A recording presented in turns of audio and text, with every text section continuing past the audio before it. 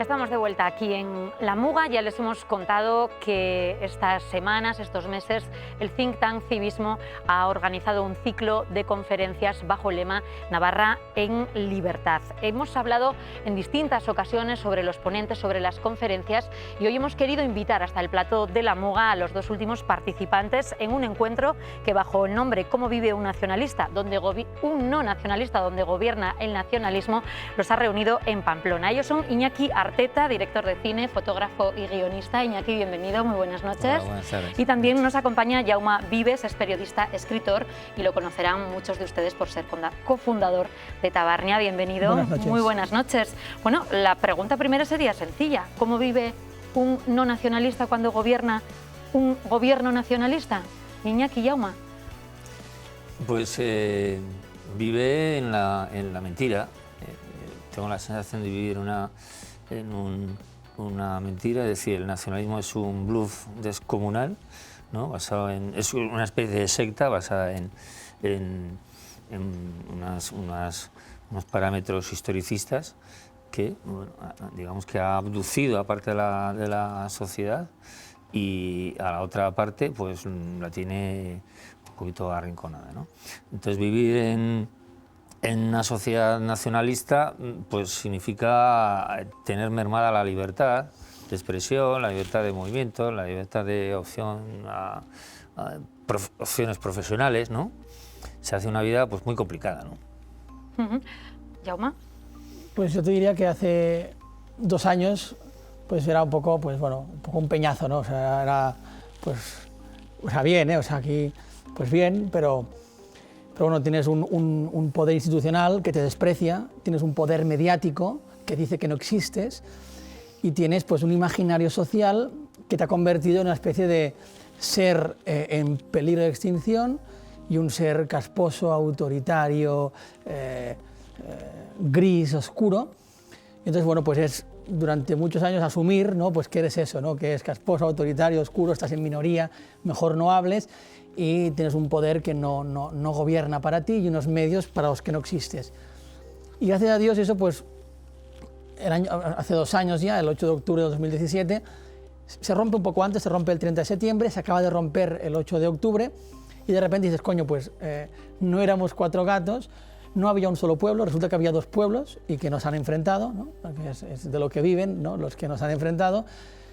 Y te das cuenta, pues eso, pues que no sois 4 gatos, que a lo mejor pues no sois tan frikis y tan casposos. Empiezas a darte cuenta que los déspotas a lo mejor están en otro lado, ¿no? No eres tú el déspota.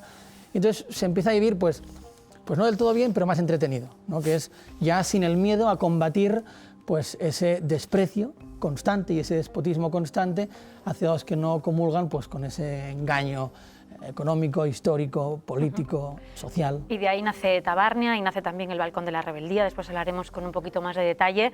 Jaume Catalán, Iñaki Vasco, 2 momentos muy distintos. ¿Qué diferencias hay entre lo que está viviendo Cataluña, lo que vivió el País Vasco, la situación vasca y la catalana? ¿Cómo se puede marcar una diferencia en ese sentido?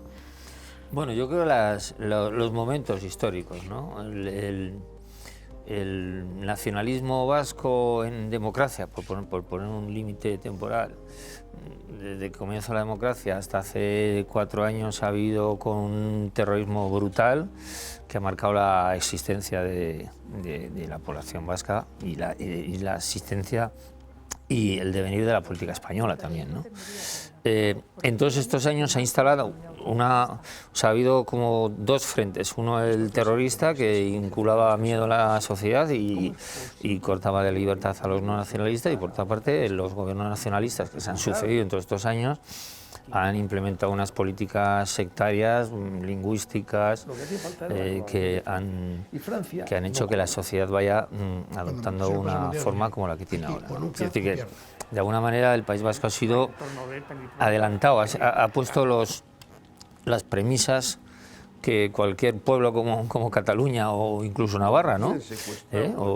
Con pretensiones, con que en un pueblo de estos haya un grupo más o menos numeroso de nacionalistas con pretensiones de ocupar poder y de instrumentar políticas sectarias, pues vayan aprendiendo. Yo creo que el País Vasco ha sido una escuela de aprendizaje con la diferencia de que los tiempos no son los tiempos que se han vivido en Euskadi de los años 70-80, ¿no? Con una actividad Ahí estamos viendo brutal. imágenes de ese documental 1980, el año más sangriento de la historia de ETA. También es el último trabajo centrado en todos los asesinatos todavía sin esclarecer contra la impunidad, ¿no? Quiere decir que todo eso ha marcado de una manera radical el devenir de la sociedad vasca. La sociedad vasca es ahora lo que ha sido, o sea, lo que ha hecho el terrorismo y el poder nacionalista que fuera, ¿no? Que llegara a ser, ¿no? Una sociedad cohibida, que disimula constantemente, que admite como buenas cosas increíbles, fantasiosas, ¿no? Y es algo a lo que, desde mi punto de vista, que si miras a Cataluña, pues bueno, yo creo que es algo que está en el ser humano, ¿no? Esa opción de poder abusar de los demás o de poder imponer criterios, aunque sean absurdos, ¿no? ¿Cómo se puede hacer un camino hacia la convivencia en ese sentido, ¿no? Yo creo que solo hay un camino, o sea, lo hablábamos antes, independientemente pues, de la justicia, que eso no, o sea, pues está y tiene que estar. Yo creo, a lo mejor soy muy iluso, pero yo creo que el camino es el perdón. Entonces, cuando tú perdonas, en tu corazón hay paz. El problema es que en la sociedad no puede haber paz y no puede haber convivencia si la otra parte pues, no perdona o no pide perdón, ¿no? Y por lo poco que conozco, yo he visto que las víctimas en el País Vasco y en Navarra han perdonado. Los verdugos no han pedido perdón. Entonces, habrá paz en el corazón de las víctimas, pero es difícil que haya paz. Bueno, habrá una paz impuesta, ¿no? Yo he estado en Irak, ¿no? Y he visto, pues, había una paz impuesta antes de que estallase la guerra, ¿no? Pues habrá una paz impuesta, pero es difícil que haya una paz de verdad si uno pues, no hace ese ejercicio de humildad y de humillación, que es pedir perdón porque me he equivocado. Mirando un poquito a futuro, estamos en un momento político trascendental en nuestro país. Acabamos de salir de unas elecciones generales y ahora muchas autonomías van a marcar también su futuro. Es el caso de nuestra comunidad. ¿Creéis que el peso del independentismo, del soberanismo, ha sido tanto como se creía a la hora de votar los ciudadanos y ciudadanas españoles? ¿Ha sido menos? ¿Cómo valoráis un poquito el peso que todo esto ha tenido en la capacidad de decisión de los votantes en nuestro país? Jaume. No sé, pues no sé. ¿No sabrías decirme si se ha votado en esa clave del nacionalismo? Yo creo que más que en clave nacionalismo no, ha votado en clave de vienen los malos malísimos de la ultraderecha a empezar a cortar cabezas y a ver qué hacemos, ¿no? Más que en clave, a lo mejor aquí no sé, en Cataluña pues sí que ha habido un voto más en clave a ver, para los nacionalistas, a ver quién será un buen socio de gobierno, ¿no? El Jordi Sánchez, ahora juzgado en el tribunal, pues él sí que decía, ¿no? Que Pedro Sánchez, no sé cómo lo planteaba, vamos, que te quedaba claro que era el candidato de los independentistas, ¿no? Bueno, pues quizás sí que en algunas regiones pues ha habido un voto más en esa clave, pero en el resto de España yo te diría que ha sido una clave más, viene la ultraderecha a cortar cabezas o no nos vendas cuentos, vamos a echar aquí a Sánchez, ¿no? Ha sido un poco, yo creo, no sé. ¿Cuál es el futuro un poco que puede dibujar en este sentido Navarra? Tiene una cita electoral también importante tras 4 años de un gobierno liderado por una presidenta nacionalista en una comunidad no nacionalista, así lo dijo la propia Uxue Barkos al llegar al gobierno de Navarra. ¿Qué se juega Navarra en esta cita electoral y qué es lo que puede pasar en ese porvenir, ¿no?, político? Pues vuelvo a lo que comentaba antes. Euskadi es un modelo de lo que parecía que no podía ser y fue y es decir, es un destilado de lo más ultranacionalista, ¿no? Ahora suavizado, las formas suavizadas, pero quiere decir que la sociedad, incluso la no nacionalista en el País Vasco, asume parámetros absolutamente nacionalistas, hay unos peajes que condicionan la vida de todos los ciudadanos, que tienen que ver con no criticar la política lingüística y otras iniciativas nacionalistas. Los nacionalistas están en todos los ámbitos sociales, ¿no?, controlando, desde el Athletic hasta una sociedad coral de no sé dónde, ¿eh? Y entonces, asumiendo eso, pues digamos que se puede vivir, ¿no? Allí, ¿eh? Pero ese es el ejemplo para Navarra o para cualquier otro sitio donde el nacionalismo se muestra un poco amenazador o un poco creciente, ¿no? Que es, al final, el nacionalismo lo que lleva es, si no a la eliminación del adversario político, como ha pasado en el País Vasco, y de presuntos seguidores de lo o no seguidores de los nacionalistas, pues es un proceso político que al final lleva la falta de libertad, el ostracismo a los que no son los que comulgan con el poder nacionalista, y eso es pérdida de libertad, evidentemente, ¿no? Y ahí nace Tabarnia, ¿no? Es una manera de dar un golpe en la mesa y de reivindicar con humor que otra realidad existe, que otra parte de Cataluña existe. ¿Qué futuro le espera a Tabarnia? A Tabarnia no lo sé, pero a Cataluña jodido. A Tabarnia no sé qué futuro le espera, pero resistir. O sea, es que nos queda resistir, intentar hacerlo con buen humor, pero es que no nos queda otra. O sea, ese balcón de la resistencia, ¿no? Donde se empezaron a oír, tanto se ha comentado, ¿no? Tan famoso se ha hecho. Pasa por tu cabeza de pronto un día y dices, esto hasta aquí, ¿no? Pasa por la cabeza de mis padres. Yo, que normalmente no he sido muy obediente, esa vez lo fui. Y eso pasa por la cabeza de mis padres porque, claro, durante muchos años, pues yo como periodista, pues te callas, no dices nada, porque dices, bueno, no voy a pronunciarme, ¿no? Porque a lo mejor si me pronuncio, pues uno pierde la credibilidad, y hay un momento que ya no tienen suficiente ya con dar se llama la muga, ¿no? Pues con dar la murga día sí, día también, sino que encima, después de montar todo el pifostio que montaron antes del 1 de octubre, te empiezan con las caceroladas. Entonces yo me acuerdo que eso empieza porque mis padres el primer día caceroladas dijeron, ha sido el primero y el último.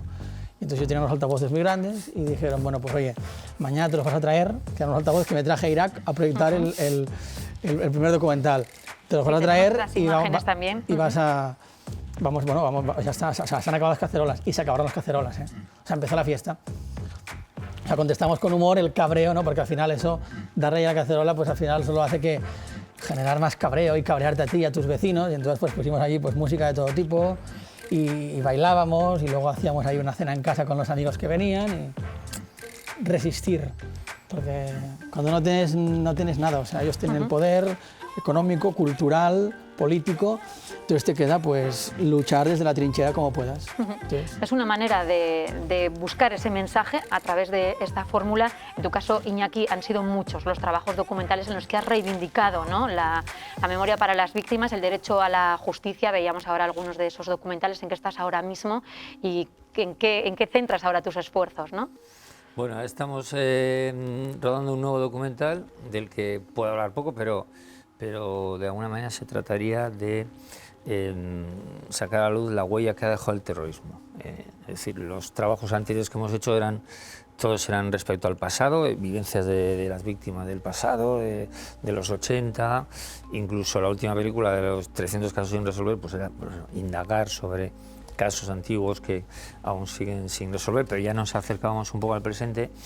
En esta última estamos ahora grabando en lugares y a personas que viven entre nosotros, pero que nos pueden dar una idea de qué huella ha dejado el terrorismo. Ahora que se piensa que cuando acabó ETA todo se acaba, todo ha llegado la felicidad, la convivencia al País Vasco, pues pensamos que las huellas que ha dejado son importantes, ¿no? O sea, que es decir, que no solo que la presencia política del brazo de ETA, el brazo político de ETA está entre nosotros, sino la población, la sociología es la misma que hace 10 años, y eso no ha cambiado. Eso que decía Jaume del perdón, pues no se ha dado allí. O sea, ha habido una transición suave, una pista de aterrizaje suave para los terroristas y para su ideología, y entonces está entre nosotros. Pues, ¿qué significa eso? Pues es lo que vamos a intentar indagar, ¿no?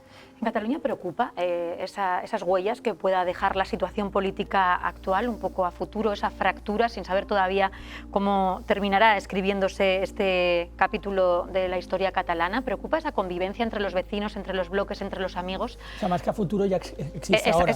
Sí, y sobre todo lo que quedará, ¿no? Mientras ahora mismo se está viviendo, y cómo se gestionará todo aquello, ¿no? O sea, para que te hagas una idea, yo hace poco estuve en un pueblo es un pueblo de 8.000 habitantes que se llama Tona, está muy cerca de Vic, a 15 kilómetros de Vic. Y estuve porque me llegó una historia, era un pueblo de 8.000 habitantes, pues de 5 o 6 personas, que se supiera, no salió en ningún medio, o sea, me llegó a través, bueno, que habían recibido en su casa, con sello y el nombre de la familia, eran 5 familias que tenían la bandera de España colgada en el balcón, ¿no? Bueno, habían recibido una carta en su casa diciendo por otros muertos de hambre, que dice aquí os dimos de comer, ¿no? Charnegos, tal. O sea, era una carta que destilaba un odio asqueroso, pero asqueroso. Entonces, no es que preocupe a futuro, es que ya hay fractura, ya hay fractura. Entonces, hay algunos que parece que es como que te convierten en Satanás por hablar de fractura. No, es como eres un capullo, ¿cómo puedes hablar de fractura? O sea, hay fractura. O sea, en ese pueblo, pues hay esas 6 familias, que son, curiosamente, las que tienen la bandera de España, que han recibido, y era bonito, porque hablabas con ellas y no veías un menudos cabrones que nos han mandado esta carta, como sepamos quiénes son, se van a enterar. No lo veías eso. Evidentemente, pues la carta está en la policía, pero bueno, pues es una pena, ¿no?, que nos hagan eso. O sea, no veías el odio, y se agradece. Se agradece porque no creo que la respuesta al odio sea más odio. Entonces, ya hay una fractura, ya la hay, o sea, ya hay familias rotas.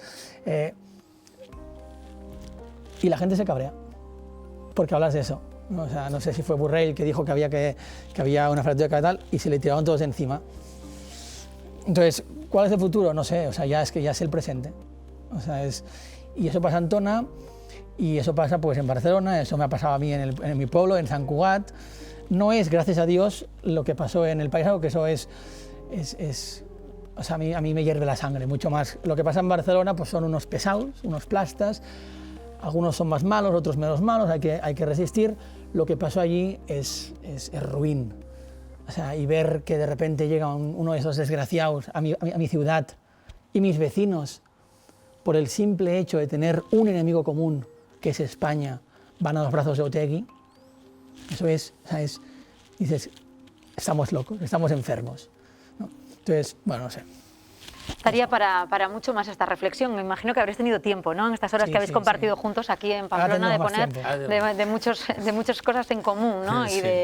y también de haber tenido tiempo de compartir con las personas que se han acercado a estas charlas del Think Tank Civismo. Muchísimas gracias a ambos por haber acudido a la llamada de la Muga, gracias por haber visitado Navarra, y seguiremos también muy pendientes del desarrollo de ese ciclo organizado con el lema Navarra por la libertad. Muchísimas gracias a los dos.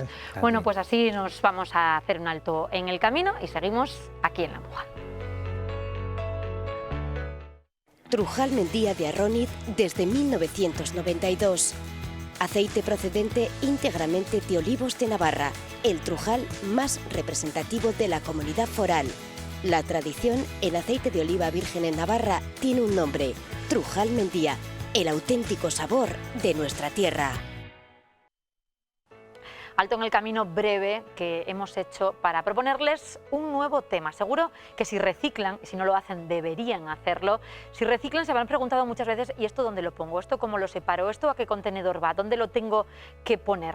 Pues nuestro compañero Borja Lezaun ha estado con la Mancomunidad de la Comarca de Pamplona, con algunos de sus representantes, y nos han dado algunas claves, sobre todo con los artículos más comprometidos. Tomen nota. Bueno, pues el pañal, que además es un elemento que suele crear un poco de controversia, ¿no?, que dónde se echa, porque como lleva varios componentes, el pañal siempre a la fracción resto, ¿eh? Porque no se puede aprovechar en ninguna otra fracción. Entonces este iría aquí, en la fracción resto. El envase de yogur, este en los envases. Todo lo que sea envase, contenedor de envase, salvo que sea de papel cartón claramente. Y entonces ya hay que echar en papel cartón. Si tú te comes un yogur normalmente, con los restos que se quedan no hay problema. Tú echas el yogur así y ya está. ¿Que te queda algo más de resto? Pues bueno, pues puedes vaciar el resto en la parte orgánica y luego tiras el envase al de amarillo, que es el de envases, ¿vale? Entonces este iría en el contenedor de envases. Las pilas, estas súper importantes, separarlas de cualquier otro contenedor. Entonces, esto tenemos que llevarlo al punto limpio, o también hay supermercados que tienen recopiladores, que se llaman. ¿No os habéis visto en alguno? Pues sobre todo, esto es un elemento que contamina mucho y lo que hay que hacer es separarlo y recogerlo separadamente. Entonces, este lo dejaríamos, en este caso, con lo que tenemos aquí, en el punto limpio. Lo que hemos comentado, lo que es envase, aunque sea de medicamento, si está vacío o si ha contenido un líquido medicamentoso, es mejor llevarlo al punto de la farmacia, al SIGRE. Si está limpio y no contiene medicamentos, pues bueno, también lo podemos tirar al vidrio. Y si tiene una tapa metálica, pues lo mejor es separarla y echarla en el contenedor de envases. Este otro tipo de envases también, lo mismo, todo lo que sea envase al contenedor de envases. En este caso es un envase que es metálico, entonces bueno, pues irá con la fracción metálica. Entonces este depositaríamos en el vidrio, le quitaríamos la tapa y lo que es las partes metálicas las depositaríamos en el contenedor de envases. Lo que sean textiles, de ropa, de calzado, la Mancomunidad ahora está haciendo un despliegue con contenedores de ropa y calzado en calle para facilitar la discriminación de este tipo de residuos. Lo podemos meter en ese contenedor y si no también lo podemos llevar a un punto limpio y, bueno, y también hay recogidas especiales en algunos barrios todavía de ropa y calzado. Lo que son productos electrónicos, lo mismo. Esto lo mejor es que vaya a punto limpio y hacer una recogida separada para poder aprovechar todos los componentes que llevan este tipo de residuos. Entonces lo dejaríamos también en punto limpio. Si son enseres grandes como lavadoras o electrodomésticos más grandes, lo que habría que hacer es llamar al servicio de recogida a domicilio de Traperos de Maús, que va a tu casa, te retira el equipo y se lo lleva. También ahora las empresas de electrodomésticos van a tu casa, te ponen el electrodoméstico nuevo y te retiran el viejo para su gestión. Dependiendo de qué producto lleve, lo mejor es llevarlo a punto limpio. Es decir, si es una pintura, a punto limpio. Si no es peligroso, quiere decir si es de alimentación, pues bueno, también se puede echar en el de envases y también se recupera. Y un desodorante también en el de envases. Lo echamos en envases. Las bandejas estas que ya se suelen llamar de corcho blanco, que se utilizan en alimentación, es un plástico que es un poliestireno. Entonces esto, lo mismo, es un envase de plástico que se echa en el contenedor de plástico y bueno, pues sigue la vía de recuperación de los envases de plástico. Y luego estaría el Tetrabric, que aunque aparentemente es de cartón, pues lleva varias capas de plástico, de cartón, de lámina de aluminio. Y entonces aunque nos pueda parecer que iría mejor el de papel cartón, su destino correcto es el contenedor de envases. Entonces eso, lo depositaríamos en el contenedor de envases. Este también es muy típico, habría que llevarlo a punto limpio. Los CDs tienen un proceso de recuperación un poco específico y entonces si lo recogemos en los puntos limpios le podemos dar una salida de recuperación buena. Entonces en el punto limpio. Suele pasar que también se echa mucho al de envase, pero al final es un impropio y lo que hace es contaminar la separación. En este caso también en el punto limpio. Pues en la página web de la Mancomunidad hay un servicio que es el Dónde lo tiro, que tú puedes entrar y ver, pues oye, tengo tal tipo de residuo, entro, pincho, busco el residuo que es y la propia aplicación de la página te va a decir dónde tienes que depositar ese residuo. Trujal Mendía de Arróniz desde 1992. Aceite procedente íntegramente de olivos de Navarra, el trujal más representativo de la comunidad foral. La tradición en aceite de oliva virgen en Navarra tiene un nombre, Trujal Mendía, el auténtico sabor de nuestra tierra. Bueno, pues ya han visto esos consejos, ténganlos muy en cuenta a la hora de reciclar porque es algo para el bien común. Y ahora otra cosa que deben tener en cuenta. Estén muy pendientes de nuestras redes sociales porque esta semana en el Facebook de Navarra Televisión vamos a sortear 2 entradas para ver otra vez juntos a los Ketama. Van a estar en Pamplona, en la celebración del Flamenco on Fire. El 21 de agosto está previsto su concierto y nosotros sorteamos una entrada doble para esa fecha, 21 de agosto. Si les gusta Ketama, participen en nuestro sorteo y podrán ir a verlos, si tienen suerte, gratis, invitados por esta casa, por Navarra Televisión.